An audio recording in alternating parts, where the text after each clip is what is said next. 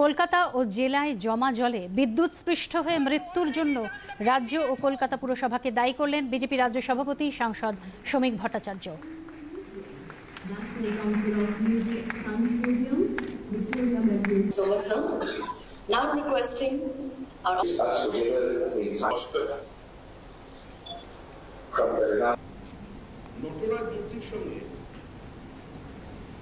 আমরা আমাদের সীমিত সাধ্যের মধ্যে দিয়ে আমাদের কর্মীদের বলেছি যে এই অবস্থায় জলভাসী মানুষের পাশে দাঁড়ান, যেখানে ওয়াটার স্ট্যাগনেশন আছে সেখানে মানুষের কাছে সাহায্যের হাত বাড়িয়ে দিন।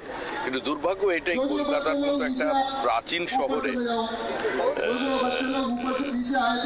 সামান্যতম কোনো আধুনিকীকরণের প্রচেষ্টা বা অতীতের বিভিন্ন বিপর্যয় থেকে শিক্ষা নেওয়ার কোনো উদ্যোগ বর্তমান পুরসভার এবং রাজ্য সরকারের পক্ষ থেকে দেখা যায়। যে দুর্গাপুজোর ঠিক আগে এরকম তাজা প্রাণ চলে গেল, 10 জনের বেশি মানুষ মারা গেল, এর থেকে বড় দুর্ভাগ্যজনক ঘটনার কিছু হতে পারে না। এবং এর জন্য দায়ী হচ্ছে বর্তমানে তৃণমূল সরকার এবং তৃণমূল সরকার।